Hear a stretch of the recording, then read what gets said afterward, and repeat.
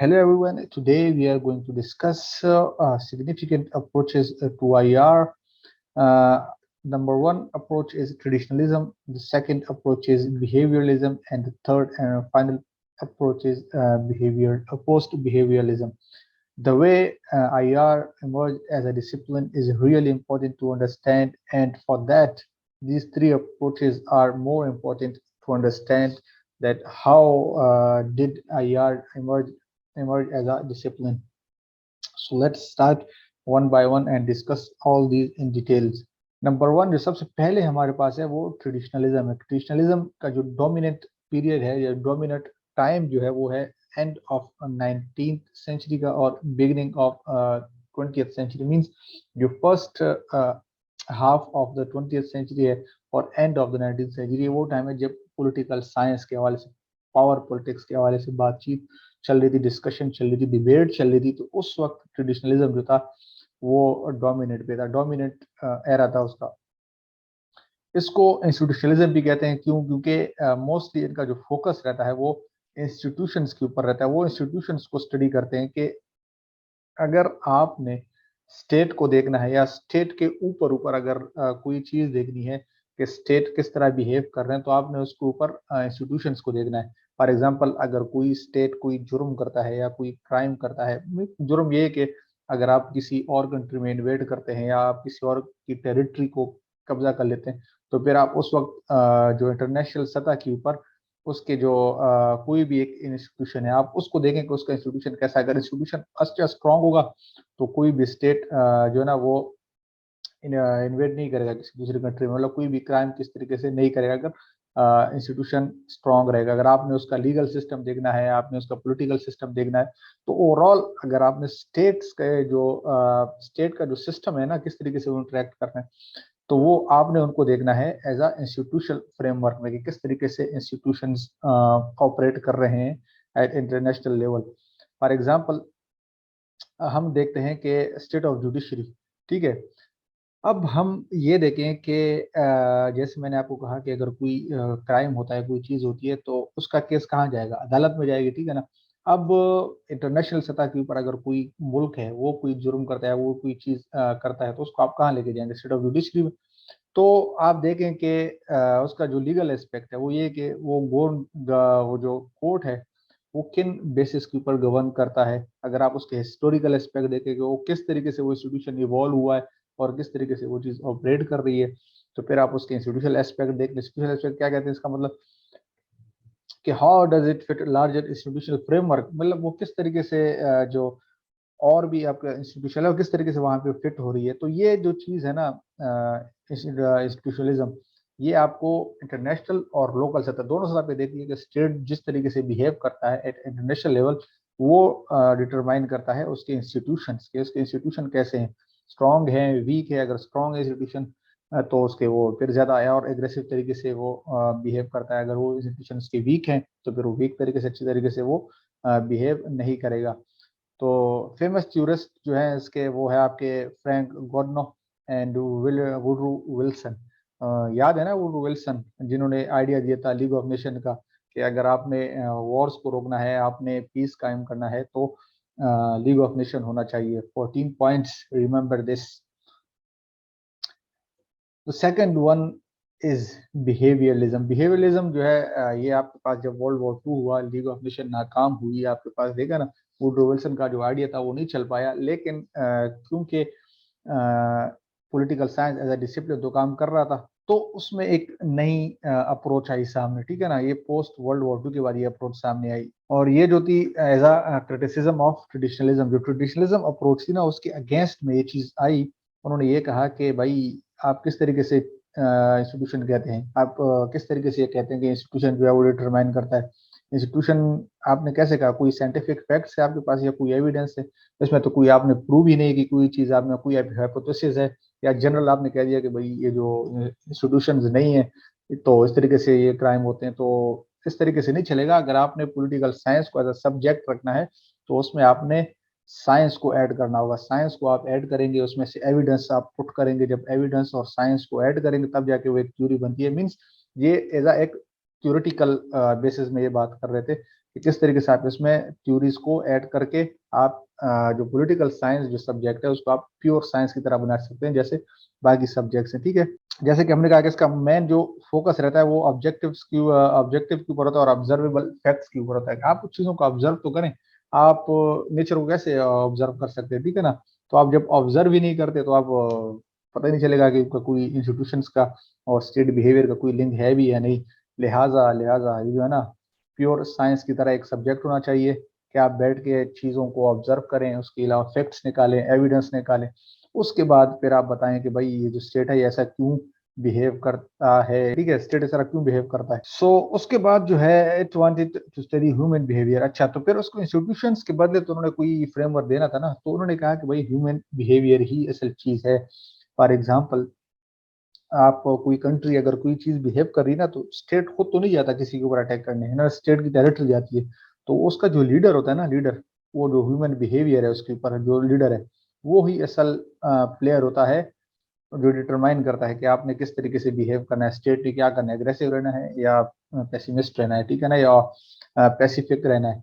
तो सारी चीज़ों का डिटरमाइन करने वाला वो कौन है, वो ह्यूमन बिहेवियर है। तो जब इन्होंने ये अप्रोच सामने दे दी तो उसके बस का मतलब है कि जो इंस्टीट्यूशंस का जो आइडिया था ट्रेडिशनलिज्म का, ट्रेडिशनल आइडिया स्कॉलर्स का, उसके बाद वो पीछे चली गई और ये ह्यूमन बिहेवियर का जो आइडिया था ये फोर्थ फ्रंट पे आ गई। तो इसके साथ साथ ये क्या चाह रहे थे कि पॉलिटिकल साइंस को जो है ना वो वैल्यू फ्री होनी चाहिए, मतलब उससे कोई किसी चीज का वैल्यू ना देखे कि इसकी वैल्यू इस उस स्टेट की वैल्यू इस स्टेट की वैल्यू, सारे स्टेट इक्वल, ठीक है ना, उसकी जो किरदार है वो भी इक्वल, आप उस किरदार को उठाओ। जैसे फॉर एग्जांपल आप किसी लाइब्रेरी में ले जाओ या किसी ऐसी लैब में ले जाओ, वहां पे उसको टेस्ट करो, एविडेंस करो, उसको साइंटिस्ट सर्टिफिकली चीज को प्रूव करो, ठीक है ना। जब प्रूव करोगे तो उसके बाद वो चीज इसमें शामिल हो जाएगी। फिर उसके बाद आप बताएं कि भाई ये जो चीज है ये ऐसा क्यों है और वो चीज वैसा क्यों है। इस तरीके से बिहेवियरलिज्म ने मोर फोकस किया कि आप जो है ना पॉलिटिकल साइंस जो है ये प्योर साइंस की तरह होना चाहिए। जैसे साइंस में एक एक चीज थ्योरेटिकली प्रूव होती है, उसके पीछे एक कहानी होती है, ठीक है ना। तो इसको मैथ्स की तरह होना चाहिए, इकोनॉमिक्स की तरह होना चाहिए या स्टेटिस्टिक्स की तरह होना चाहिए। तो बिहेवियरिज्म का मोस्टली फोकस साइंस के ऊपर ही रहा। तो उसमें जो मेजर हमारे पास थ्योरिस्ट हैं वो है, आप देखेंगे, डेविड ईस्टन है। इसके जो आप मेजर 8 पॉइंट्स है, फिर मॉडर्न का प्लान है। इन्होंने एक पूरा एक स्ट्रक्चर दिया था कि किस तरीके से आप जो इंटरनेशनल सिस्टम है किस तरीके से वो बन सकता है, ठीक है। एक सिस्टम उन्होंने दे दिया था एक अच्छा खासा। रॉबर्ट डाल है, ग्राहम वेलिस एंड सो ऑन, ये सारे जो वो लोग हैं जिन्होंने कहा कि भाई ट्रेडिशनलिज्म का कॉन्सेप्ट नहीं चल सकता, पॉलिटिकल साइंस को वैल्यू फ्री रखो और पॉलिटिकल साइंस में ह्यूमन बिहेवियर को स्टडी करो जो स्टेट को रूल करती है। जो भी बंदा या बंदी स्टेट को चला रही है या चला रहा है तो उसके बिहेवियर को आप जाके उसको साइंटिफिकली प्रूव करो, एविडेंस निकालो, उसके बाद आप बताओ भाई वो स्टेट ऐसा क्यों बिहेव कर रहा है, उस तरीके से क्यों बिहेव करे, सारी चीजें आपने एविडेंस प्रूफ के साथ देना है। फिर उसके बाद है एज अ थर्ड हमारे पास जो अप्रोच है, अभी तक पोस्ट बिहेवियरिज्म यही अभी तक डोमिनेंट बिहेवियर भी चल रही है। उसमें आप देख सकते हैं कि डोमिनेंट 1960-70 से ये चल रही है अभी तक। सबसे पहले चीज तो ये कि उन्होंने बिहेवियरलिज्म की जो अप्रोच थी साइंस वाली उसको बिल्कुल यकसर रिजेक्ट कर दिया कि भाई आप ये पॉलिटिकल साइंस पढ़ रहे हैं, प्योर साइंस तो आप नहीं पढ़ रहे, ये पॉलिटिकल साइंस है। पॉलिटिकल साइंस एक अलग चीज है, ठीक है ना। जब अलग चीज है तो इसके बाद आपने उसको फोकस करना है रेलिवेंस के ऊपर रादर देन साइंटिफिक फैक्ट्स के ऊपर, क्योंकि सोसाइटी में आप वो जो चीज है, अभी अगर पॉलिटिकल इश्यूज हैं किसी के, एक स्टेट के दूसरे के साथ, तो आप उसको साइंटिफिक कैसे प्रूव कर सकते हैं कि उसने ऐसा क्यों बिहेव किया, उसने वैसा क्यों बिहेव किया। आप हर किसी ह्यूमन बिहेवियर को तो लैब में आप टेस्ट नहीं कर सकते, ठीक है ना। आप ना ही उसकी टेस्टिंग कर सकते हैं, आप किस तरीके से हाइपोथेसिस निकालेंगे, वो तो फिर आप एक एक शख्स किस तरह निकालेंगे तो वो तो फिर बात नहीं बनेगी। लिहाजा उन्होंने कहा कि आप रेलिवेंस देखें, क्या चीज किस वजह से हुई, क्या फैक्टर उसमें शामिल था।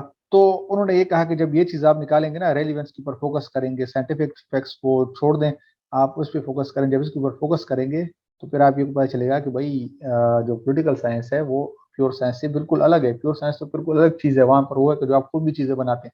अब पॉलिटिकल जो इश्यूज हैं वो आप खुद तो नहीं बनाते, वो तो कभी कभी बन जाती हैं किसी वजह से। अब जिस वजह से भी बन जाती है उन्होंने ये कहा कि भाई वो जो पॉलिटिकल इश्यूज या पॉलिटिकल जो प्रॉब्लम्स हैं वो आप साइंटिफिकली प्रूवन लैब या साइंटिफिकली प्रूवन फैक्ट्स के साथ आप इसको प्रूव नहीं कर सकते, उसके डिफरेंट इश्यूज हैं।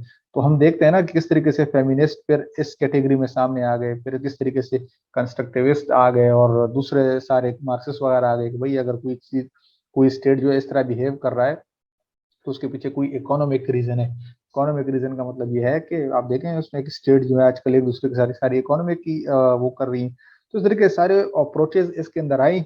अप्रोचेज जब आई तो उसका मतलब या इन्होंने ये भी कहा कि भाई value free political is not possible. आप किस तरीके से किसी चीज को वैल्यू फ्री बना सकते हैं? भाई हर चीज में वैल्यू जरूरी है, आपने वैल्यू देना है। अगर एक लीडर है तो आपने उसको वैल्यू भी देना है, हर लीडर को देना है या जिस स्टेट को देना है उसके किरदार को, हर चीज को आपने वैल्यू देना है। लिहाजा political science value free possible नहीं है।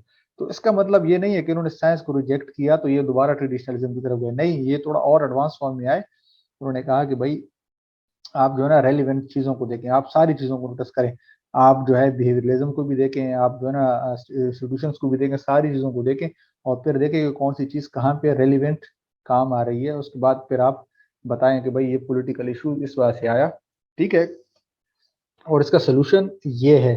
तो इसके जो मेन थ्योरिस्ट हैं वो आपके पास थियोडोर और हंस मॉर्गेंतो। अब आप ये देख सकते हैं कि हंस मॉर्गेंतो मॉर्गेंतो जो है ये ट्रेडिशनलिज्म उन्होंने भी थ्योरी दी थी। फॉर एग्जांपल आप रियलिज्म को देखें तो रियलिज्म जो है वो ट्रेडिशनलिज्म एक थ्योरी है, ठीक है ना, उन्होंने ये दी थी। लेकिन उन्होंने इस चीज को भी सपोर्ट किया था एट द एंड, जब 1980s 70s में ये थ्योरी आ रही थी पोस्ट बिहेवियरिज्म की, तो उन्होंने इस चीज को भी सपोर्ट किया था कि भाई जो ना बिहेवियरलिज्म या साइंस इफेक्ट्स या जो ट्रेडिशनलिज्म है वो ज़्यादा सपोर्टिव नहीं है, क्योंकि ये रियलिस्ट थे एक। तो उन्होंने पोस्ट बिहेवियरलिज्म को भी थोड़ा सा उन्होंने यहाँ पे के सपोर्टर बन गए थे, ठीक है। फिर इसके बाद हम देखते हैं कि इसके जो मेन जस्ट ब्रीफ पॉइंट्स हम देखेंगे। ट्रेडिशनलिज्म क्या है, वो फोकस इंस्टीट्यूशन के ऊपर करता है। फिर बिहेवियरलिज्म क्या है, उसका जो मेन जो फोकस होता है वो ऑब्जर्वेबल फैक्ट्स एंड साइंस के ऊपर रहता है। फिर उसके बाद जो पोस्ट बिहेवियरलिज्म है वो यही कोशिश करती है कि भाई आप चीज़ों को रेलिवेंट बनाएं, रेलिवेंसी के ऊपर आपको फोकस होना चाहिए, बजाय इसके कि आप जो है ना साइंस की तरफ जाएं, साइंस में उसको प्रूव करें। लिहाजा more focus should be on relevancy rather than observable facts and science. So relevancy is more important to solve political problem issues than other things. जितनी जो भी चीज है, चाहे वो छोटी चीज क्यों नहीं है, ठीक है ना, अगर वो पॉलिटिकल इश्यूज को सॉल्व कर रही है तो वही ज्यादा इंपॉर्टेंट है। यही चीज जो है पोस्ट बिहेवियरिज्म कहती है, ठीक है ना। इसके बाद फिर हम आते हैं, अच्छा जो मेन जो सोर्सेज है हमारे पास, जो मैंने इसको कंसल्ट किया है वो ये है कि globalisation of world politics and John Baylis, Patricia Owens and Steve Smith की जो बुक है, बड़ी मोस्ट इंपॉर्टेंट बुक है। इसकी अभी लेटेस्ट 7th एडिशन भी आई है, आप इसको कंसल्ट कर सकते हैं, बहुत ही अच्छी बुक है, डिटेल्ड बुक है। तो उसके बाद मैंने थोड़ा सा इसको भी आइडिया किया ताकि चीज़ों को कंफर्म हो जाए, क्योंकि वो जो थोड़ा सा अभी भी डाउट था, पहले भी डाउट अभी भी थोड़ा सा है, खासकर मॉर्गेंतो की वजह से। लेकिन मॉर्गेंतो अब जब उन्होंने लिखी है एक चीज़ कि भाई मॉर्गेंतो जो है इनके सपोर्टर हैं, तो मैंने भी यहाँ पे नोट कर दिया। खैर अब देखते हैं क्या हमारे पास। ओ यस, चले एंड हो गया हमारे पास। Thank you very much, stay blessed, अल्लाह हाफिज, बाय बाय।